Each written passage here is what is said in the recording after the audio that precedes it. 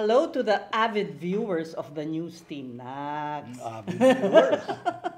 Okay, we're joined by the gang. Wala lang si Henry, pero pagtiyagaan nyo na lang kaming lima dito. We have with us a very special guest dahil every Friday abala siya sa EDSA. Every Friday dapat sumama tayong lahat magsuot ng white. Pero sa kanya na natin ipauubaya ang pagpapaliwanag.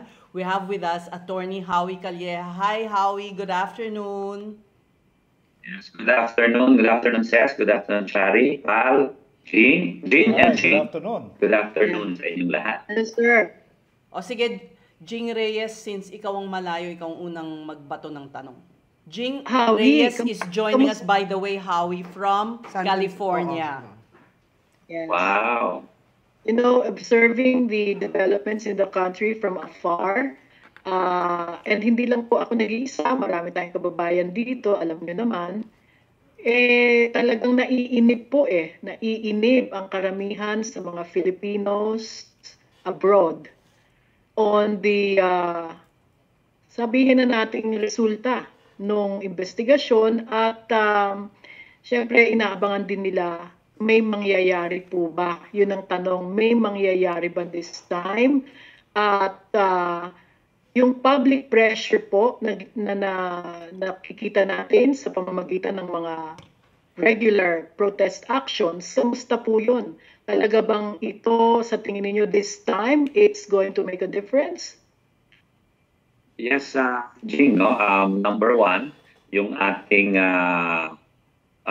trillion peso march noong September 21, it has evolved into a trillion peso movement.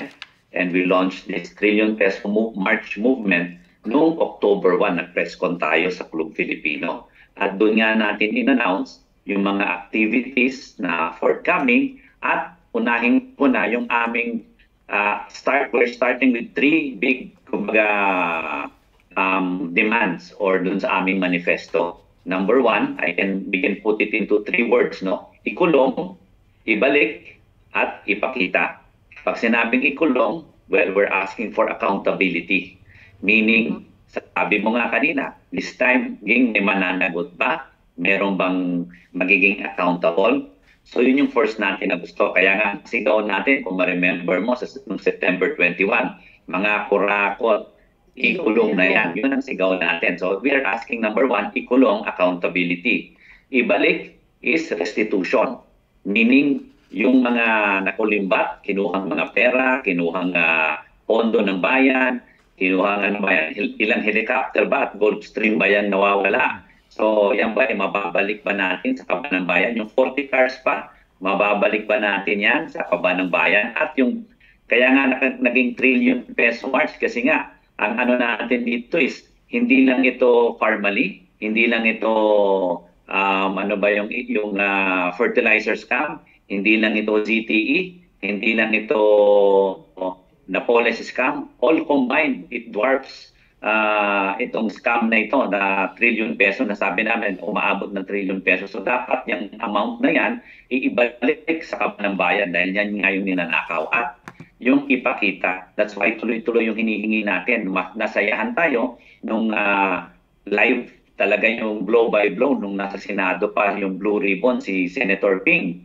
No? Nakita natin halos araw-araw tumatakbo yung media doon. Pero nung nag-stop sila, ngayon naman na ICI, parang nakukulangan tayo sa transparency kasi hindi natin nakikita. Although we understand it's an investigating body, kailangan confidentiality, security, pero kailangan balansehin yan with transparency. So, kailangan katukin sila dyan. So, with those three initial siguro, as we go along the way, marami pa tayong hihingin yung aming movement. But tama, every tuloy tayo. We started that itong October 10, yung 10-10, na nag-white na tayo. 6 o'clock, may meeting isa sa EDSA. Paalala, hindi lang po, kahit ikaw, Jing, sa LA, pwedeng sa LA ka ba o San Francisco, wherever you are in California, kasi ng parishes around the Philippines kasi hindi naman kailangan pumunta ng EDSA Shrine. So lahat ng parishes sa Philippines, katulad ng case sa San Antonio, doon sa park namin doon, you shout as loud as you can, mag-noise barrage tayo wherever we are, and wear white, and naglabas na rin si Cardinal Ambo, Cardinal David, yung ating CBCP. Let's put white in our gates, in our houses, in our cars, para to signify yung ating fight against corruption and ating yung minimitin nating accountability, transparency, and good governance. I was going to ask Howie about Forbes kanina, yung dun sa McKinley na kilos protesta. Hindi yun kasali sa trillion peso movement. Tama? Hindi namin kasali yun kasi mas marami pa yung media kaysa dun sa tao eh. Ganun Yung trillion peso movement, sobra-sobra ang tao. Yung nandun sa, at saka di McKinley yun, nandun sa ano yun, sa Buendia Gate, doon sa may EDSA, mas marami pa yung pulis, mas marami pa yung media, kaysa doon kay Meow Meow. Kaya hayaan mo na siya, huwag na lang pansinin yun. Kaya nga sabi ko yung media dapat din na lang pinuntahan. Kasi kung marami pumunta, pinibigyan nyo pa ng importansya. So hayaan nyo na lang siya, ignore na lang dapat yun. O yun kasi parang minsan ang nangyayari kaya nagagalit ang mga tao na nagugulo yung focus. 'Di ba? Pumupunta sa balasahan sa Senado, magkakakudaw, yung balasahan, humahalo yung politika. Kumbaga yung dun sa focus na panagutin ang mga magnanakaw sa gobyerno. Anong masasabi mo doon?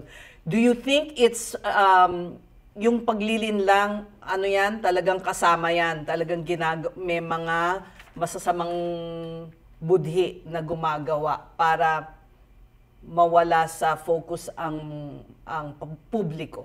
Maka-chances, no?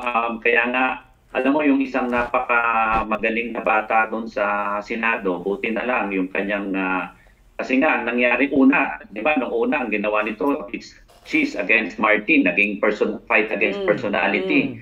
Ngayon naman, nung ginulo ng isang Cayetano doon sa Senado, humingi naman siya ng snap election. So, ang sinasabi natin, this is not about personality, this is not about politics, it's not about party, but this is about the Filipinos fight, no? Ating sariling laban against corruption. Kaya kung makikita mo yung trillion peso march, hindi naman tayo personality. I mean, we were glad some celebrities went up to the stage, pero hindi sila because, hindi natin in-announce yan, talagang dumating din sila kusa, no? On their own volition. So, tama kayo, we have to concentrate on our fight against corruption at itong kailangan makulong. Kaya nga ang sabi ko nung tinanong ako, anong comment mo dun sa hingi na snap election? Sabi ko, unang-una, that's unconstitutional. Hindi pwede yun. Wala sa constitution natin ang snap election. To do a snap election, dapat nasa revolutionary government tayo, which our group is not agreeable to because ang aming path is the peaceful protest, which is constitutional and the rule of law. Sabi ko nga, kung gusto mag-resign ni Senator Cayetano, mauna na siya. Kung gusto niya ng snap election, hindi natin kailangan ng snap election. Kailangan ko snap makulong. Yeah. Snap to put them in jail, not snap election. Yun ang kailangan natin. Kung ayaw niya mag-resign, baka gusto niya, mauna na rin siya makulong. Pwede na sila magsama ni Joel Villanueva, sabay sila. Attorney Howie, paano ho yung na-interview namin si Justice Ascuna yung sinasabi niya may kapangyarihan ng mamamayan na magsampa ng kaso via writ of quitam. So, pwede po ba rin yan isa sa mga initiative ng trillion peso march? Aside from yung protests, meron ba tayong legal na steps na gagawin? The Supreme Court has to call it, to order it. To follow up Chari's question, Howie, just to kasi sabi ni Justice Ascuna, dapat mag-call ng National Summit ang Supreme Court because we are in a crisis. And isa sa mga recommendations niya yung writ of quitam. Ano sa tingin mo? And also in addition to that, why is the Supreme Court silent? Should it be more proactive? Kasi noon si Chief Justice Puno, during the time when the writ of amparo was approved by the Supreme Court, medyo magulo because of the extrajudicial killings. Ngayon yung Supreme Court parang Wala, tahimik lang. Ano dapat? Oo. Hindi naman sa ganun. I think with due respect to the Supreme Court, syempre they cannot comment because I'm sure all of these cases will come to their salas later on or to the Supreme Court later on. Tama rin yung suggestion ni Justice Ascuna, pero kasi ako, I would rather, tingin ko may mas mabilis na proseso. Kasi kung magsasamit na naman tayo, tapos magpapaya na naman yung mga tao, parang it's up to us pa to look for evidence. I hope that we have the full force of the government machinery and resources to look for evidence. Kaya nga sabi ko, yung bang call or crusade ni President Marcos against corruption, is it lip service? Is it kunyari lang sinabi niya? Nagpapasalamat tayo na siyang nag-open up for all of this to come to our senses. Pero is it lip service? Dapat may action. Salamat nga at pinapoint niya si Ombudsman Remulla, si Boying. And hopefully, ang suggestion ko dyan are two things, no? First, in the Ombudsman, sana si Ombudsman Boying, kung gusto talagang bilisan, gumawa na siya ng special panel or special committee or special group na tutukan lang just for flood control, just for this area. Kasi although we are fighting all forms of corruption, magugulo yan kung sa dami kasi. Sa DEX meron, sa DOH meron, lahat yan meron no? So, parang task force ba yan, attorney? So, let's focus lang muna dito sa flood control, ito sa mga infra na ito. At sabi ko nga, Ombudsman should have a specific or a dedicated committee, dedicated division, and then the Sandigan Bayan can likewise put a dedicated division to kumbaga to make tutok, to focus on cases only on flood control para hindi na abutin ng ilang taon. Isipin mo, 2013 Sinapolis hanggang ngayon, Napolis pa rin yung pinag-uusapan sa Sandigan Bayan. Magkano lang Sinapolis? 10 or 12 billion lang yun. Ito, trillion. Do you think abutin na naman tayo ng ilang taon dito? So, I think kung gusto nating katukin ng Supreme Court because the Sandigan Bayan is part of under their jurisdiction. So that's where find ways na that's siguro where these they can cases, step especially in. itong mga corruption cases, matapos in 1 or 2 years at the most. So that's where they can step in, the Supreme Court. Yeah. Sabi ko, but the Sandigan Bayan on itself, without even the prodding of the Supreme Court, can make its own division, can put a dedicated division just for flood control. They can do it administratively. But of course, if the Supreme Court, mas maganda yan kasi may tulak from a higher authority than the Sandigan. By the way, meron tayong ka-OG na kadadating lang, si Danny Buenafe joins us. Attorney Howard. Kami yung news Hello, team. Danny. Kamusta ho? Okay. Kami po Thank you. Okay, Kami po yung old news team. Attorney Howie, question, no? You're talking about the Sandigan Bayan, tapos kanina Ombudsman si Remulla. Crispin Remulla. Ang ibig ba sabihin nito, may tiwala pa kayo sa mga institusyon sa Pilipinas? Of course, Jing, we have to trust our institutions. If we lose trust for our institutions, then that's extra constitutional already. Saan pa tayo pupunta? I think that's more problematic. Pero kaya aking lang hinihingi is we have to strengthen these institutions kasi kung hindi, makakagulo tayo. Understood. Although, syempre, Understood. We have Pero to trust them with guarded eyes. Yung pag-trust natin, hindi lang tayo magsusurrender. We have to trust them with guarded eyes. Pero kung if I will ask you to grade the institutions, sino ang papasa sa 75 na grade? Meron ba, Jing? Exactly my question. Teka, bago naman ang ombudsman. He's starting from zero. Yeah, sabi nga ni Justice Ascuna, let's give him a chance. Yeah. No? Pero ang problema kasi, Kaya nga, ang mga tao wala nang tiwala sa institutions. Ang hingi ko lang kay Ombudsman Remulla, if he really wants to show he's in a good slate, simulan na niya, wag nang, sabi niya next week, ilalabas niya yung order niya to release all SALN. He can do that in 1 or 2 days. Bakit naman nabuti pa ng 1-2 linggo? Diba? I mean, maybe he should start the ground running and really do things better than his previous predecessor. Actually, Attorney Howie, kanina I was able to talk to Senator Drilon. Kanina sabi niya, maganda ngayon yung magiging tandem ng ICI dahil wala silang contempt powers. Pwede ang leader, yung lead investigator like Ombudsman Remulla can lead. Ibig sabihin may tandem na sila. So maganda yung combination ngayon dahil alam na ni Remulla yung mga cases na pinafile ngayon. Actually sa Wednesday maglalabas na ng guidelines si Ombudsman Remulla tungkol do sa SALN. So it's a good step. Tapos next month ay ipafile na sa Sandigan Bayan yung first case. Next month? Oh, next month. So sinabi ni Remulla, and then sinabi rin ni Frank Drilon kanina. So maganda na somehow dalawa na sila yung combination kasi hindi pwede nga mag-contempt at saka yung mismong pagsubpina lahat na makokolate ng ICI will now be will be pursued by the ombudsman. So ano ang tingin niyo with that mga ganung pronouncement from a former Justice Secretary at saka former Senate President?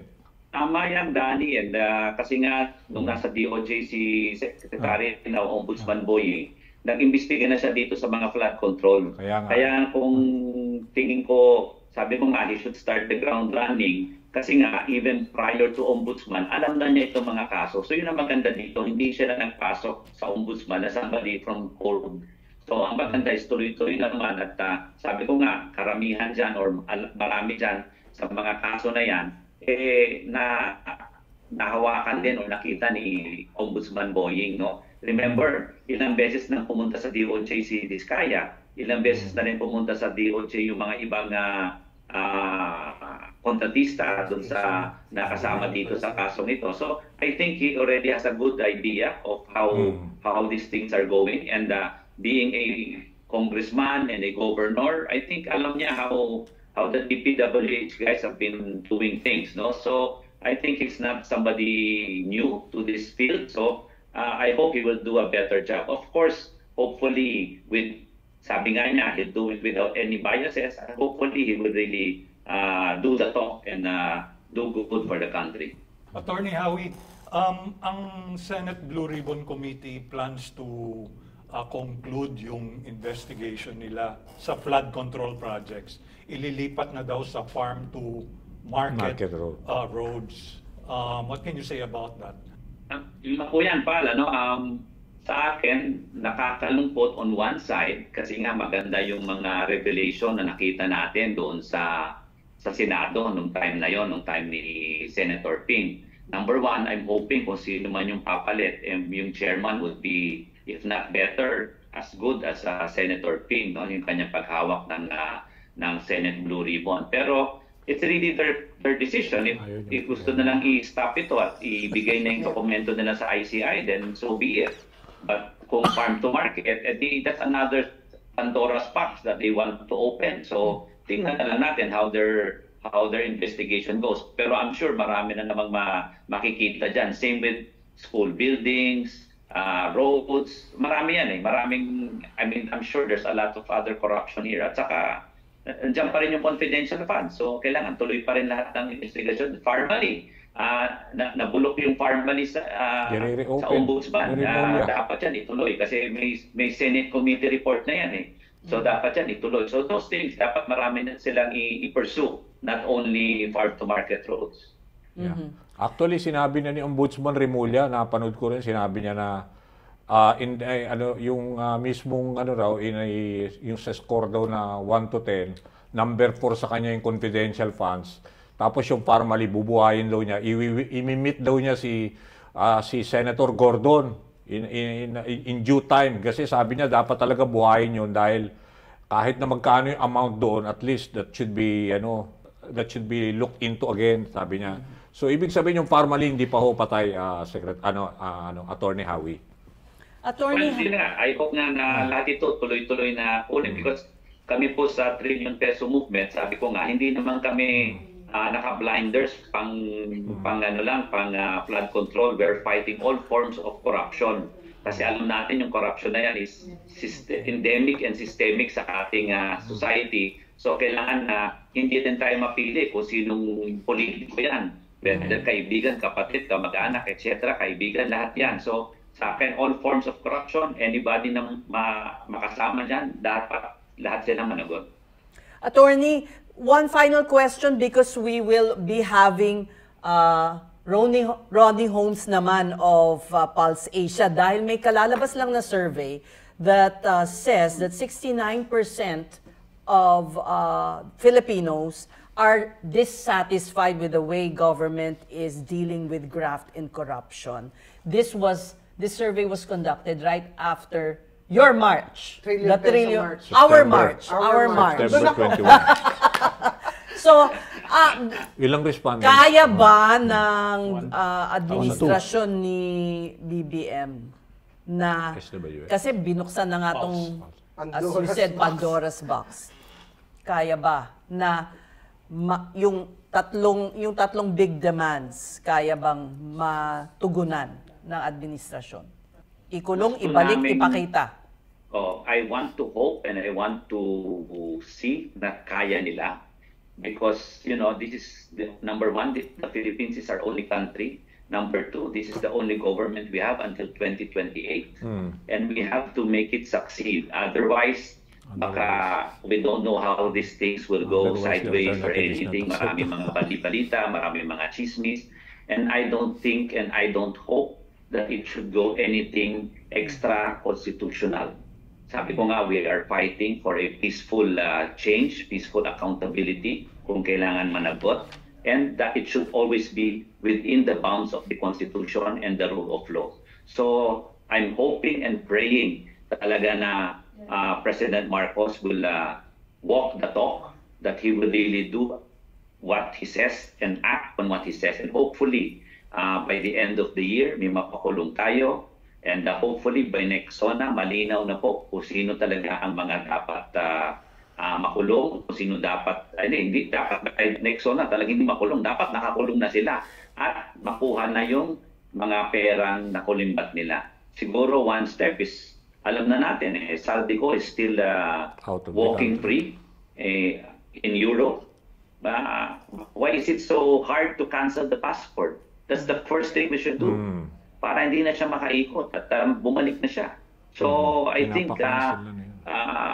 yung action ng government, kailangan gamitin full force of government and the full power of the presidency para makita talaga yung sincerity ni President Bongbong na talaga ang gusto niyang gawin ay magkaroon siya ng legacy against corruption. At yung kanyang hindi siya maging lame duck president na sinasabing wala na siyang magawa. But I think kung mapakulong niya ito at masatisfy niya yung clamor ng tao for accountability and good governance, I think he will not only prove himself right, but would have a very good legacy after 2028. Teka, ako na lang last. May timeline po ba kayo, Attorney Howie, kung wala pa rin gawin ang gobyerno? May deadline. May deadline. Timeline. Deadline. Saka Before the year end. Singit ko lang, Attorney, nakahanda ba kayong i-sustain itong inyong mass action? Kasi kailangan magtuloy-tuloy ito hanggang sa susunod na halalan. Kasi hindi na dapat maibalik sa pwesto yung mga may bahid ng corruption o nadamay dito sa issue ng flood control na ito at iba pang katiwalian. Diba? Tama po. Dun sa timeline natin ni Charlie, ang binibigay namin na timeline na we expressed that nung aming press con last October 1, 120 days, which is roughly about 4 months, no? Okay. Kaya nga, sabi namin yung aming next rally, yung November 30, which is 60 days, yun yung kumbaga yung gitna na although alam namin na baka wala pang malaking mangyari, but sana by that time kita natin na yung direksyon, tama na yung direksyon. Otherwise, talagang kakawalampagin natin sila. No? Number two, kaya ba natin i-sustain? Alam mo, hindi lang namin sa kaya. Yung tao mismo ang gustong mag-sustain. Kasi nga, sila mismo nagsasabi, bakit ang tagal-tagal? Pwede ba linggo-linggo yung rally natin? Sa totoo lang. I think yung every Friday, maraming nakukulangan pa nga doon eh. So it's not sustaining. That is a problem. I think it's really thinking of another thing na gagawin. Binibiro ko nga sila eh. Since Ghost Project, ito gumawa kayo ng malaking rally sa October 31 since maraming ghost na lalabas doon. So baka gusto nila gumawa doon. So, I mean, it's the clamor of the people. It's not only us, but it's the clamor of the people na talagang maraming gustong sumali at sabi nga, actually may friends ako na nasa Forbes Park. Sabi nila, ano bang gusto mong gawin ko dito sa mga kapitbahay namin dito? Sabi ko, punuin mo na lang yung gate mo ng puti. Pwede ba? Tama. Kasi sabi ko, yung gate mo brown eh. Pwede ba pinturahan mo ng puti para makita nila na galit ka sa kanila? O sige, kaming lahat. Put Maraming white maraming creative ways to do this. And I'm sure to show dissatisfaction. Okay. Opo, at sabi ko nga, ini-invite natin sila every Friday, wear white. Kahit saan kayo, kahit kayo namamalengke, kahit kayo nasa mall, just wear white to signify our campaign and our fight against corruption. Kung kaya nyo pumunta ng EDSA Shrine, 6 o'clock mass. Pero kung hindi, all parishes, nagtuloy-tuloy yan, simultaneous naman yan, meron yan 6 o'clock mass. And then after that, meron tayong noise barrage. And then, November 30. So, white ribbon sa cars. Mag-a-announce naman kami. Ang masakit yung dito, gang, hindi lang sa sustain eh. Ang tanong ko, kaya bang i-sustain yung gastos? Dahil ang gastos dito ang gastos dito, walang flood control na gumagastos para sa amin. Salamat po, Attorney. Salamat. Attorney Howie, thank you. Attorney Howie, more power. Salamat, More Attorney. power! White ribbon sa cars. Thank you, and with all your help, hopefully we can not only change this corruption in the officials, but really, ang sabi ko nga, when we ask for transformation, it's transformation within us. Kasi tayo rin yung pumayag eh. Tama. Pumayag din yung botante, magpabilin ng kanilang boto. Pumayag din sila na nakikita lang nila na, ay okay lang pala, meron for the boys, may SOP, may ganyan, pero hindi nila akalain. Dati yung for the boys, butiki lang, naging crocodile, ngayon Godzilla na. So I think kailangan talagang the transformation and the change should really come from us. Na hindi talaga natin payagan na ito maulit. Salamat. Okay. Thank you so much, Attorney Howie Calleja. Spokesperson, tama po ba kayo na bang napiling spokesperson ng Trillion Peso Movement? Kayo ba? Siya Opo, Tapos convener ng Sambayan. Peso Movement and still convener of Sambayan. Sambayan. Yes. All right. Thank you so much. Thank you po. Thank you Ayan. po. So magwa-white ka this Friday. Parati na ako naka-white. Underwear mo, white rin. White ribbon, Attorney ha? White ribbon. Hindi, ngayon yung White ribbon. gate ko, papinturahan ko na pala ng puti. Gagawin mo yan, ha? Teka, tatanungin ko kung didikit yung puti. White Pero ribbon. talaga, may puti na ako. Salamat po. Pati buhok ko po. Salamat, may puti. Attorney. Thank you. Salamat. Thank you.